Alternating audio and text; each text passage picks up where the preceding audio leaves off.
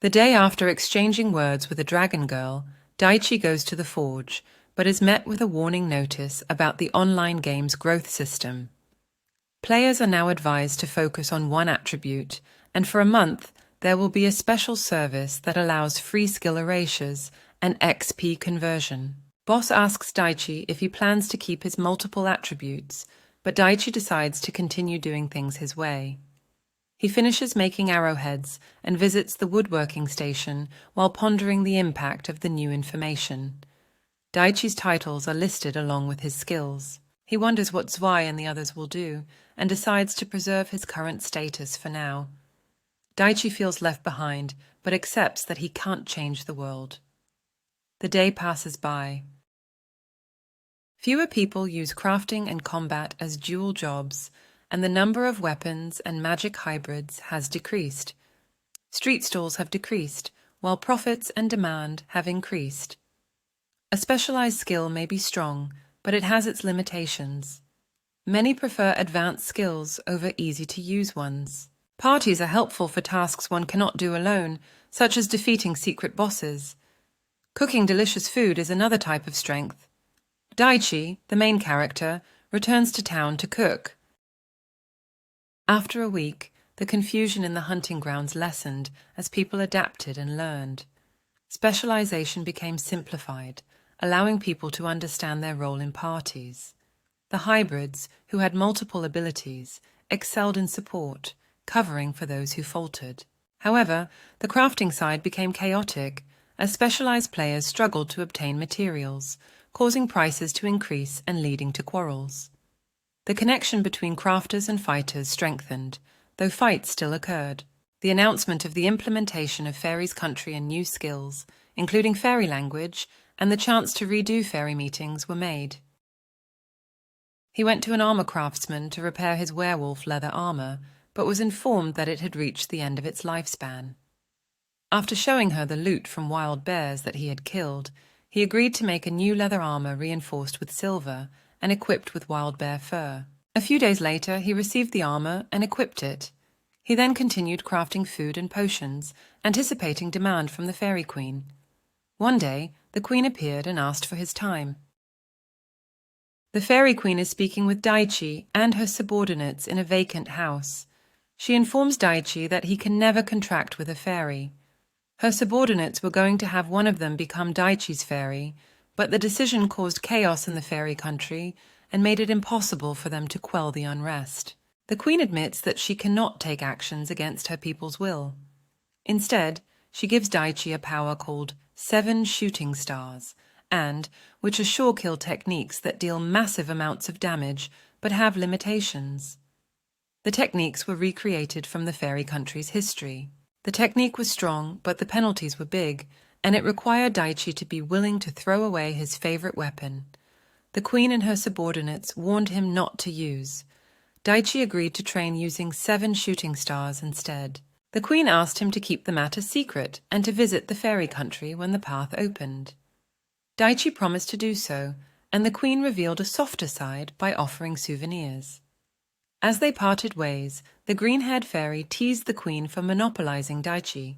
Daichi possessed various skills and titles, including the Fairy Queen's husband and Chef of the Battlefield.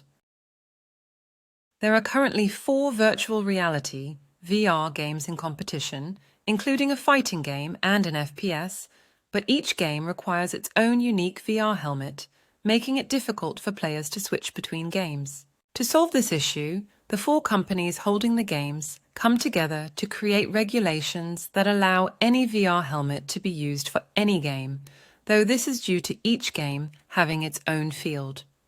A campaign is also created, offering a 15-day free coupon for players and announcing the release of a new patch for 1 more. Meanwhile, Daichi and his friends cook in an unpopulated back alley and discuss the upcoming influx of players. When dragon-like character appears and tries to eat their food, Daichi scolds her and sets boundaries. Despite her claims of being a rare character, Daichi continues to treat her like an everyday occurrence. She eats a grilled bear skewer with both hands and looks like an immature child. Daichi stops Zwei's idea, and Nora makes a remark. Daichi worries about going to the fairy country as his worries increase. He has various skills and titles, including the Fairy Queen's husband and chef of the battlefield. The author plans to write the skill write-up in the afterword. The Queen's little sister is referred to as Dragon. There's a fortress in the fairy country that serves as a check station for each direction. To gain passage, one must pass certain checks and gain visas ranked from C to SS. Today, the patch for the fairy country was finally implemented, drawing a lot of players. The standard way of getting around is by walking, and getting to the fortress takes some time. There's a long line of players waiting to be granted passage, and when Daichi arrives, he's recognized as Earth and taken to the Fairy Queen's castle on a PIKARSHA fairy bird, which he rides, soaring above the fortress and taking in the scenery. Riding on the PIKARSHA, they quickly reach the royal capital, where a large crowd of fairies, including the Fairy Queen and her subordinates, await. They have acquired several high-level skills and possess titles such as the one who charmed even the Fairy Queen and chef of the battlefield. The protagonist's second name from other players is the Fairy Queen's husband. Before the Fairy Queen, Daichi dismounted his PIKARSHA and kneeled to show his gratitude for the reception. The Queen thanked him and ordered a parade in his honor. Daichi enjoyed the parade, waving at the fairies all around him. As they reached the royal castle, the parade ended and the Queen welcomed Daichi. She explained that the parade was organized because the citizens of the fairy country were anxious for his arrival. Daichi promised to act as a regular adventurer, and the audience ended. As Daichi planned to log out, the Queen invited him to her bedroom, and he escaped with the help of his skills. Ultimately, Daichi had a flashy beginning in the fairy country.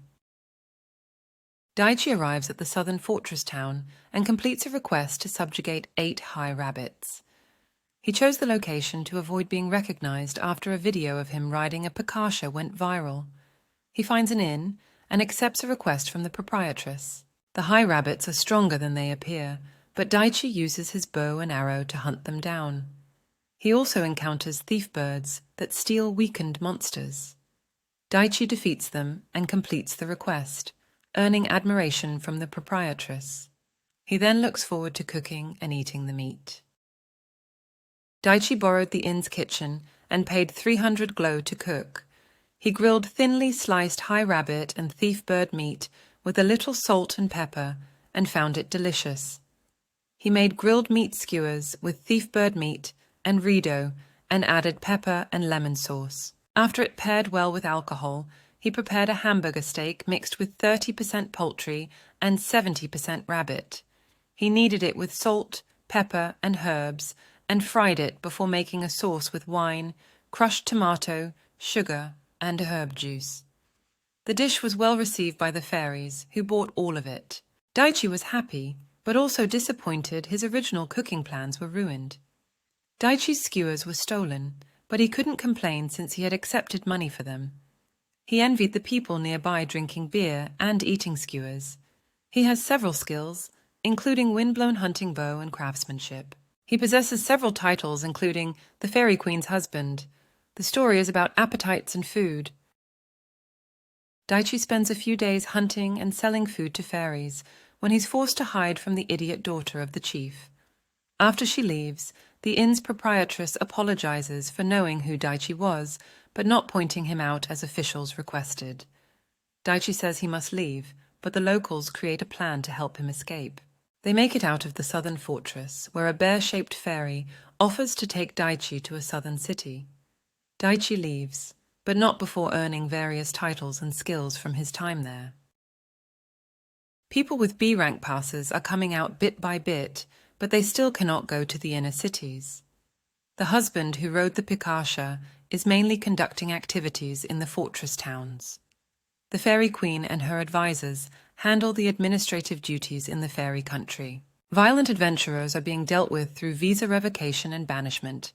Fairies are requesting more interactions with human adventurers, and stagecoaches will be deployed for this purpose. A human adventurer with a good disposition was driven out of the southern fortress town due to the high-handedness of the chief's daughter. It is possible that this adventurer was Earth. Zwei and his guild members finished the High Rabbit subjugation quest. Rona grumbled about the thief birds stealing about 10+ high rabbits, but wasn't blaming anyone. They went to the fairy country for a change of pace, since they were tired of assisting newbies in Faust. Zwei mentioned Earth, and they wondered what he was up to. In the Dragon Country, a newspaper headline about a human lead in the fairy country's parade caught the attention of a dragon man with a stern face. Dragon's father, the Dragon King, was strangled by Dragon and became unconscious after he found out that the elves' hidden village had started to move a little. Dragon began preparing for a journey, and after she left, her father was found collapsed and frothing at the mouth. The dragon's royal palace was turned upside down in a huge fuss. They reached the inward city quicker than if Daichi ran by himself, thanks to the bear's running power. They passed through the monsters without fighting, thanks to Farsight and Thief's detection skills. They encountered a gate and presented their identification successfully. Daichi learned that the city was centered on the arts, lacking in combat ability, but there was still work for adventurers. They arrived at a luxurious inn recommended by the Bear Fairy. Daichi paid for one night's stay and went to sleep immediately. The next day, Daichi logged out and went to bed, only to discover the Fairy Queen under his blanket. Daichi had various skills and titles, including the Fairy Queen's husband and chef of the battlefield. In OVRMMO 78.5 Extra Edition, Daichi owns various equipment, including an X-shaped compound hunting bow, revised ATK plus 46, a wild bear leather set with silver assist, a modified NPC-sold rosethorn whip, a fang leg blade, a bear mantle, and a revised small metal shield. He possesses several art skills, such as the hawk shot, twin fang arrow, gatling arrow, trap detection, thief step, steal, restrain, shield parry, and all elemental magics ranging from Elve 1 Needle to Elve 50 Fly. Daichi is also equipped with different arrows such as steel arrows, heavy bludgeoning arrows, and twisted arrows. Daichi wakes up in bed with the queen and tries to get her to let go, but she refuses. She regresses into a child and says she is keeping him there to prevent him from leaving the country. The inn's proprietor walks in and freezes at the sight. Daichi asks for help, but Zatan arrives and makes the situation worse. The queen reveals she punished the chief of the southern fortress town and his private army. Dragon appears, and they have a private discussion. Zatan warns Daichi that being friends with a dragon is dangerous, and the queen and dragon leave. Daichi is left feeling relieved, but not in the mood for quests. The queen and dragon are gone, allowing for peaceful days. Zatan jokes about Daichi's luck with women. The inn's owner brings a meal, and Daichi asks for a simple quest. Karen Fenrir rushes in, asking for help to find her missing daughter, Mina Fenrir. They examine pictures of her and learn that the Fenrir family is a noble bloodline that can take two forms, human and Fenrir state. Karen explains that Mina never returned from her walk, and the guards didn't see her pass. Zatan offers to help, and Karen offers remuneration. Daichi prepares his gear and asks to ride Zetan for better search capabilities. Quests requiring fairy cooperation are becoming more common. While searching for Lady Mina Fenrir in a meadow, Earth and Zatan stumble upon her fighting against a group of goblins. Earth hands Zatan a bottle of rare potion to dump on Lady Mina for a quick recovery. With their help, Lady Mina defeats the goblins and is grateful for their assistance. She explains that she couldn't transform during the fight, but after drinking an anti-poison potion offered by Earth, she regains her ability to transform into a large white Fenrir. Daichi asks Lady Mina to return to the city on Zatan. He decides to take a break and stay behind. He realizes there is someone else hiding and tosses an enhanced oil. Daichi possesses various skills and titles. An enhanced oil was thrown, causing an explosion and a man's scream. Daichi realized the culprit was a human and attacked him. Daichi believed war could result if he did not stop him and killed him when he attempted to attack. Afterward, Daichi informed the queen about the incident and returned to town with Zatan and Lady Mina. Lady Karen welcomed them back, and the Fenrir mother and daughter thanked them. Zatan requested compensation, and Lady Karen agreed to give them 100,000 glow for each of them. Daichi also requested a reward for Lady Mina and Zatan to further their intimacy, which surprised everyone. Earlier, Zatan expressed envy over Daichi having beautiful women, so Daichi offered to share Lady Mina with him. Zatan couldn't respond when Lady Mina approached him. Daichi later reported to Queen Earth about the kidnapping of Fenrir's young lady, and she thanked him for holding them in check. They said their goodbyes, but the Queen didn't leave, jokingly asking if they should sleep together. Daichi reluctantly agreed to a date with her. He possessed various high-level skills and titles, such as the Fairy Queen's husband and chef of the battlefield. The culprit of the incident was revealed to be a human. After receiving a message from Zatan-sama, Daichi finishes his meal and sees a notice requesting for fairies to hunt down damaging creatures in the area. Daichi asks the inn's proprietor if it's okay for a human to participate, and the proprietor says it's fine. As Daichi drinks grape juice, 4 fairies enter the inn seeking Zatan, but he is gone. The fairies are in a panic because they need to participate in the hunting request to avoid punishment, but they are too unprepared. The inn's proprietor introduces Daichi as a human adventurer who could help them, and the fairies turn to him. Daichi has various skills and titles, including being known as the Fairy Queen's husband and chef of the battlefield. As a member of a 5-person party, Daichi takes down a high rabbit all by himself, impressing his fellow members. Daichi joins the 4S party at the request of the inn's proprietor, who thinks they lack experience. In the party, Daichi notices their incapability to cooperate and their inefficiency in battle. Daichi takes it upon himself to lead the party and improve their performance, despite their protests. Due to reduced numbers of other parties and monsters being spread out, they can concentrate and fight, while Daichi remains vigilant with danger perception. After coaching, they subjugate 5 high rabbits and their movements improve. They understand how to fight and are no longer collapsing. Mia, Roa, Lility, and Colin nod when reminded of Queen's possible disappointment. Daichi possesses various skills and titles. One more aims to teach battle knowledge to all, regardless of whether they are players or AI. A party of 5 continued their westward journey, hunting high rabbits and woe deer. After defeating another monster, a 6-man group appeared. They were also hunting monsters for the Queen and were surprised to see fairies in Daichi's group. The 2 parties had a brief conversation before parting ways. Daichi was glad to meet other players and realized how much he differs from common sense. He possesses many high-level skills, titles, and is known as the Fairy Queen's husband and chef of the battlefield. Daichi's party heads back to the southern inner city and hunts high rabbits and war deer on the way. However, Daichi notices 4 monsters lying in wait and frowns to keep the others from noticing. The monsters are a group of war goblins, and Daichi knows they must stay alert to avoid combat. But the other 4 are too carefree, discussing how they'll spend their money when they return to the inn. Daichi decides to teach them a lesson and throws 4 bottles of enhanced oil at the war goblins, causing them to be destroyed.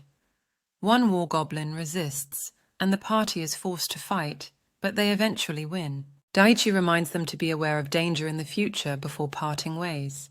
They reach the inn safely, but Daichi harbors resentment towards escort quests. He also decides to leave the area soon.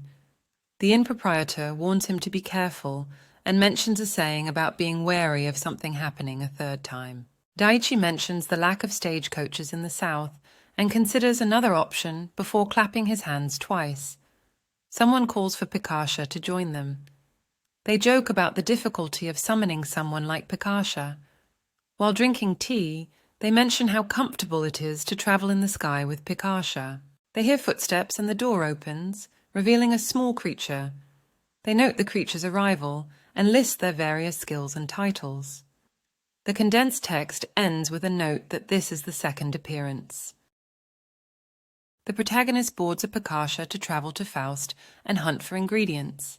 Surprised by the PIKARSHA's ability to travel outside of the fairy country, they hunt with it and quickly gather the ingredients they need. However, Upon entering the city of Faust, the conspicuous PIKARSHA attracts attention, and the protagonist leaves it outside while they gather supplies. When they return, a large crowd has gathered around the PIKARSHA, but the protagonist feeds it their hunted meat and receives a legendary feather in return. The feather provides multiple benefits, which the protagonist adds to their equipment. Daichi heads to Nexia's mine to mine for ores, but withdraws after 30 minutes, because if one person excavates a lot, the people around might attack. He manages to get a few light metals and exploding ores, as well as steel and silver. On his way back, he cuts down several trees as there's been a depletion in resources lately. Daichi warps back to Faust, repairs his X-bow, and goes to the compounding workshop. He mass-produces enhanced oil and makes 15 rare potions. Lastly, he heads to the forge to make ingots, arrowheads, and a light metal exterior coat for his X-bow. The bow's power has increased, but it's become difficult to maintain. Daichi is told he has a customer, Ayame, the guildmaster of the Bow Guild, and a few others. Daichi was led to Ayame's guild area, where he was informed of a new issue. There was a dungeon with special rules, and Ayame explained that the main rule was to use only a singular type of weapon and to defeat 6 floors within a 2-hour time limit. Noah commented that this dungeon is meant to be challenging, and Ayame added that it was difficult to prepare resources for this challenge. They sought Daichi's help and asked him to create a bow with better attack value to use in the dungeon. Daichi agreed, but warned that it would take some time and he would charge a high price due to the scarcity of resources needed for the bow. Although it was costly, Ayame believed the price was reasonable if it meant having the possibility of winning. Daichi accepted and left the guild area. Daichi practices making longbows using low-quality wood from the forest and Ayame's bow as a reference. He manages to make a longbow with ATK plus 18, quality 7. Daichi then moves on to a composite longbow using hardwood and light metal for reinforcement. He improves his prototype with ATK plus 30, quality 8, and finishes a new composite longbow with ATK plus 47, quality 7, using good wood from Nexia. Daichi plans to sell it the next day. He also updates his skills with craftsmanship LV6 and possesses various titles and second names. Ayame is excited to see the bow Daichi made for her. It's clear that everyone is struggling to capture the underdungeon, and Daichi has no intention of getting involved. Ayame arrives at the meeting spot and sees the composite longbow that Daichi made. The bow's abilities have increased by about 2 times, and Ayame and Noah are amazed. After some discussion, they agree to buy the bow for 300,000 glow. Additionally, Daichi gives them 5 quivers of twist arrows free of charge. The two leave in high spirits, ready to hold a council of war to redo their plan for breaking through the dungeon. Daichi is glad the transaction went smoothly and wishes them luck. Daichi has a variety of skills and titles, including craftsmanship, woodworking, and liberator. The queen reminds Daichi of their promise to go on a date and asks if he knows of a place with blooming flowers. Daichi shows her a screenshot of a sakura tree, and they plan to go there. The next day, they arrive early and set up food for flower viewing. They admire the blooming sakura trees while drinking sake and enjoying the peaceful atmosphere. Suddenly, they are interrupted by the queen's aides and a dragon who were following them. The queen becomes upset and interrogates them while Daichi watches. Eventually, they all party together. Apollo's Bow Guild is conducting a meeting with Crystal Rain's representative to clear the underdungeon. Ayame expresses frustration that they cannot make a bow stronger than ATEC 29, and there is a shortage of good wood. The crafters cannot make a unique shaped bow without a corresponding skill level, but should improve on the orthodox form.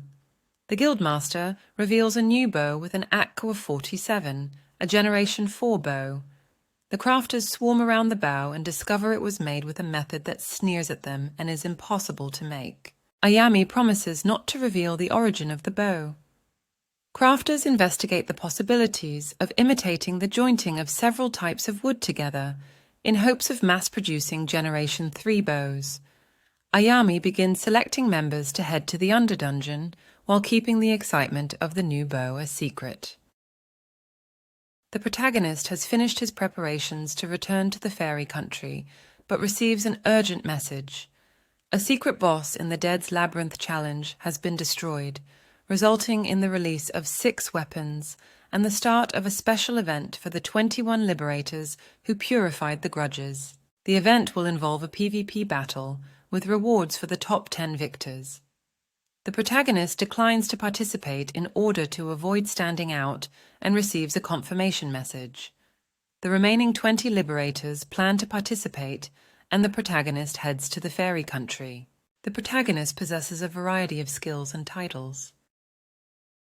Daichi briefly stopped by the mine and wood harvesting area before heading to the fairy country. He found a vein of light metal and harvested one somewhat good tree. Walking through the forest, he hears a strange cry and investigates. He discovers a red dragon hatchling in an eggshell with human and animal corpses around it. Daichi feeds and rescues the dragon, but wonders if it's safe to take it to the fairy country with the potential for diplomatic issues. He leaves the forest and hunts for food, feeding the dragon half of the meat. Daichi muses about the importance of compassion and enjoys his carefree time. The chibi dragon falls asleep after eating all the meat and soup, and Daichi wants to go on a journey with it, but he calls the queen for help when he realizes it is a rare red dragon and could cause problems if it's found.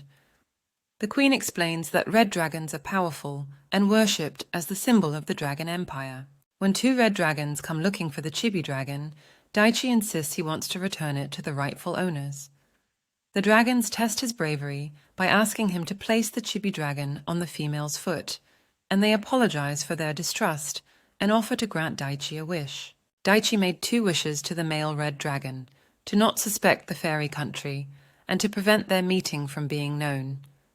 He explained that he didn't want any rumors to spread, as red dragons rarely showed themselves to other races. The female red dragon was accepting of this, and they both flew off. Upon returning to the queen, Daichi was glad it ended well. He requested the queen for information control, and she readily agreed. He then entered a North Fortress City inn and logged out. The queen suggested compensating Daichi for this successful operation, but he refused, saying it was a reward in itself to have ended it without many fairies dying. Daichi's skills and titles were listed, including the ones the fairy queen bestowed upon him. An exception is made for Faust. The starting point of the world will not be destroyed. There are also existences for revival, and new cities can be born along the road. Players on a forum discuss the recent occurrence of events in the game, including random encounters that can result in rewards. They also discuss the appearance of mysterious figures in black cloaks who are stealing animals' children, potentially for use in combat. The players speculate on the motives of these individuals and decide to spread the word to their guilds to be on the lookout for them.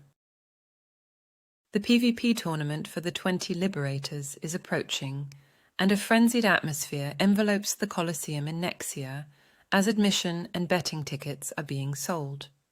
The party leaders' names and their party member count are used to designate each team.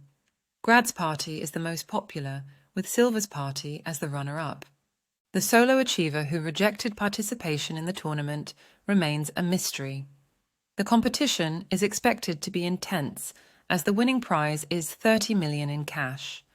This tournament also serves as a pre-game for the official tournament, which has over 1,000 participants. Despite the excitement of the tournament for Earth, this is all completely unrelated. Earth casually enjoys the scenery on the newly introduced Stagecoach, which offers high-speed travel and protection from monsters. He is approached by 2 fellow passengers, a male and female couple, who recognize him as Earth with many nicknames. Earth admits to refusing the PvP tournament, but mentions that he did manage to defeat the challenge of the Dead solo. The couple are impressed, but express disbelief that he was also able to defeat the challenge's final boss without a fairy. They arrive at Eastern Fortress Town, where Rira seemingly threatens to PvP Great after he disrespects her. They arrived at the eastern fortress town, and the gatekeeper requested their entry permits. Great and Rira passed through easily, while Daichi was stopped and taken to the soldiers' barracks by an old soldier who sympathized with Daichi's troubles. The soldier, who was actually a former feudal lord, apologized for his daughter's previous behavior. Her Majesty, the Queen, had punished the daughter for her crimes, and the soldier wanted to start over. Daichi then returned to the gate and entered the eastern fortress town, where he thought about his skills and past experiences. A group of people, including an old man, a woman, and 2 men, discussed the continuation of a game called One More. They unanimously voted to continue and spoke about how the game's artificial intelligence could be used for research. The woman suggested using the game as a classroom for her research group, with a condition set by one of the men to introduce the AI characters to a player who changed the personalities of other AI characters. The group agreed, and the meeting ended. Before entering the inn, Daichi needed to secure a base of operations and take requests to earn money. The Himawari Pavilion was chosen, and Daichi started working as an assistant. Despite fewer requests, this was a peaceful time in the eastern fortress town. Daichi assisted at the bar during the busiest time period until it closed and was paid 400 glow. He planned to stay in the eastern fortress town for a while and considered helping out at the Himawari Pavilion a good situation. Daichi was a player of a game called One More and logged out after contemplating the various playstyles, including the possibility of being an employee. Due to the recession, the Himawari Pavilion had no important requests, so Daichi did grunt work. He heard that Silver's party won the tournament. One day, a girl in a cloak approached him with a request to see him fight and cook for her, with a reward of 3,000 glow. Daichi accepted and easily killed 2 high rabbits and a thief bird. He then cooked a rabbit and fowl hamburger steak, and grilled chicken skewers for the girl. She paid him 4,000 glow and asked for him to stay in town for 1 more day. Daichi returned to waiting tables and logged out. Daichi checked the board for requests, but found none suitable for a solo player. He decided to leave town the next day, but a singing girl caught his attention. Her song was touching, and Daichi paid her performance fee. She asked him a question about his siblings, but Daichi ignored it and asked about the girl from the previous day. The woman confirmed that she was sent to meet him, but wouldn't say more. Daichi resigned himself to waiting until the time came and left town the next day. Daichi walks towards Eastern Inland City. He walks at a leisurely pace and listens to bird songs while seeing fairies playing around. During his break, he reminisces about the time when he could move freely.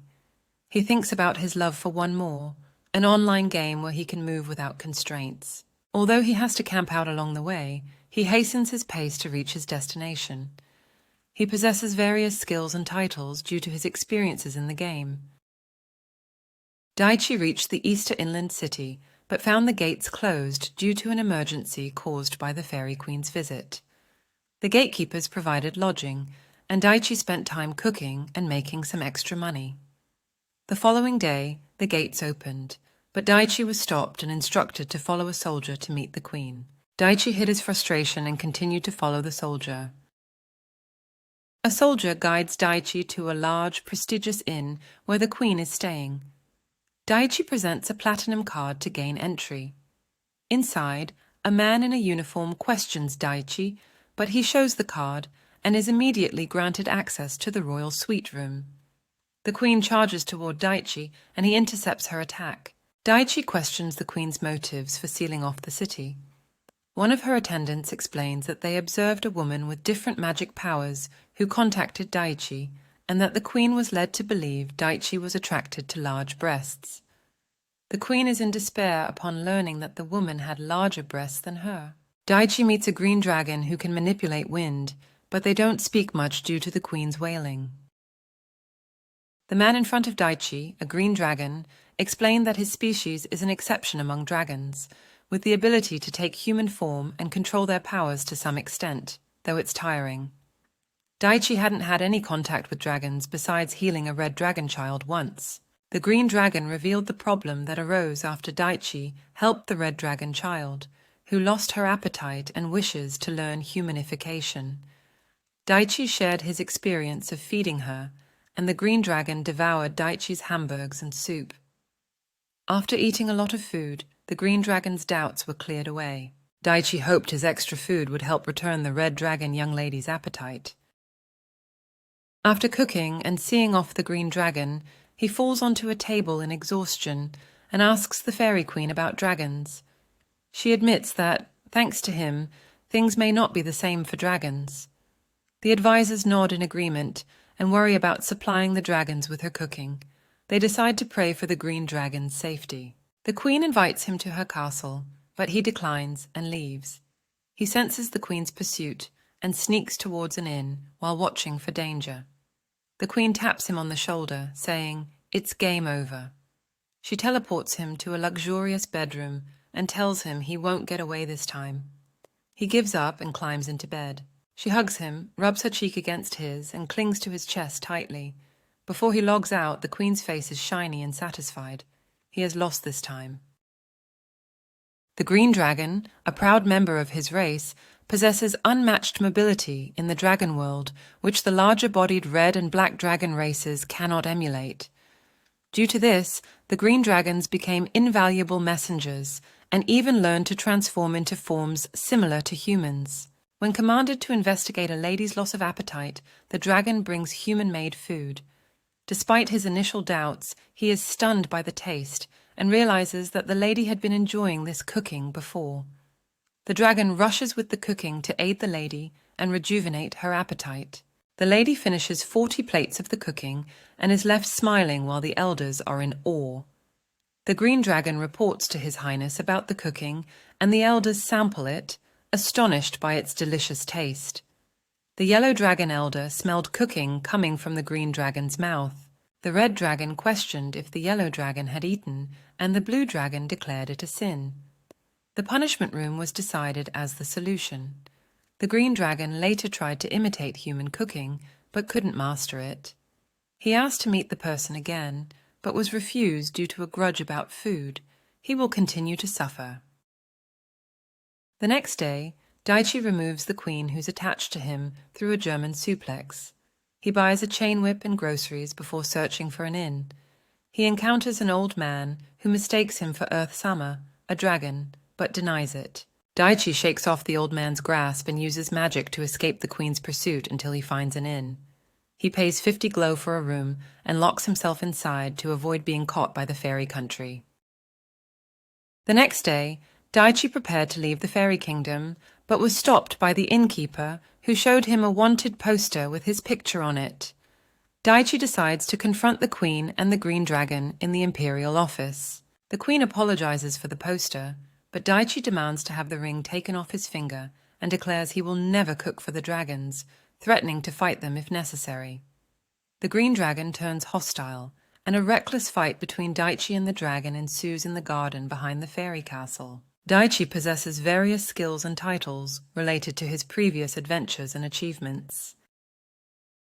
The green dragon, towering several meters tall, offered Daichi the first move in battle. Daichi shot an arrow from Arrow Twister, but it was easily repelled by the dragon's impenetrable scales. The dragon attacked Daichi, blowing him away and inflicting damage. Daichi realized poison was useless and switched to heavy bludgeoning arrows, but they also did no damage. The dragon charged at Daichi a third time, using shield parry to repel the attack, but still being blasted into the air. Daichi stood back up, despite his broken shield and exhausted body, refusing to give up. He used enhanced oil to cause a giant explosion in the dragon's mouth and followed up with 7 falling stars, hitting the flailing dragon. During the activation of 7 falling stars, the arrows can stick even if they don't pierce through. Daichi shoots the 3rd and 4th arrows, calming the green dragon down enough for the following 2 to hit. However, the last arrow provokes the green dragon, who takes a defensive stance. Without hesitation, Daichi releases the 7th arrow, which just barely manages to pierce the dragon's wing. The 7 arrows create a barrier around the dragon, immobilizing it and causing it to crash to the ground. The green dragon questions how a human like Daichi could possess fairy magic, but Daichi plugs his ears and watches as the stars fall upon the dragon. Additionally, Daichi's light metal shield shatters. The dragon took damage from Daichi's 7 falling stars, but stood up with vigor. Daichi aggravated the dragon with his advice and used enhanced oil to burn the inside of its mouth. The dragon charged at Daichi again, but he avoided it and provoked the dragon even further. Daichi threw 2 bottles of enhanced oil and shot an arrow, breaking the dragon's wind barrier. Daichi lost his strength and abilities after using. However, his arrow punctured the dragon's barrier and pierced through its abdomen, ending the battle. A green dragon has been defeated by Daichi. His partner, the X-bow, broke apart in his hands as he confirmed the dragon was still alive. The enhanced oil in Daichi's hands causes the dragon to tremble in fear. Daichi falls with the enhanced oils, aiming for the dragon's stomach, leading to the fall of both. Daichi has leveled up numerous skills and possesses a few titles and nicknames with some bad statuses. The red, white, and black dragons discuss the defeat of ML by a single human. They acknowledge the human's strength and decide to treat his injuries. The Fairy Queen is unresponsive after witnessing the battle, but eventually comes to and falls from her chair. Ni and discuss the difficulty in reporting the defeat of the Green Dragon to their respective races, but have recorded the battle on a crystal to prove the truth. The leaders of various races are shocked and amazed by the recorded battle, and cheers erupt in the conference room. In real life, developers discuss the battle and the sacrifices made by the human player to defeat the dragon. As a ghost, Daichi watches the dragons land but can't move. After 2 minutes, he'll transfer back to the inn. Daichi reflects on his kamikaze attack, but his companions can hear him as they're also ghosts. 3 dragons land, and despite being covered in tacky liquid, they offer to revive Daichi. He accepts and feels dizzy upon returning to his body. The dragons apologize for their elder's actions, and Daichi subjugated him well. The dragons have tried to monitor him, but their elder avoided detection. Daichi killed the elder, but asks if it's okay since the dragons are of the same race. The Dragon King doesn't mind and explains he would have devoured him. Daichi can't wholly trust them and requires reparations to other races. The dragons present him with 800,000 glow cash, a bow, dragon-scale light armor, and materials from the dead dragon's body. The armor is light and better than leather, making Daichi feel like a fraud.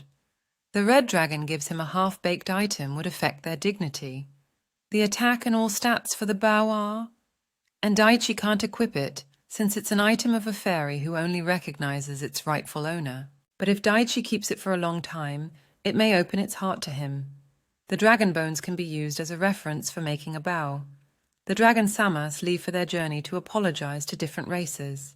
Daichi's skills and titles have improved, but he currently has bad statuses that weaken him. Daichi struggles to walk due to the triple bad statuses he received from using. He seeks help from his PIKARSHA and heads to a clothing store to find outerwear that will hide his dragon-scale light armor. He settles on an expensive mantle with self-repair ability, which completely covers his armor. Daichi plans to meet with the Fairy Queen the next day and rests at the inn to recover from his bad statuses.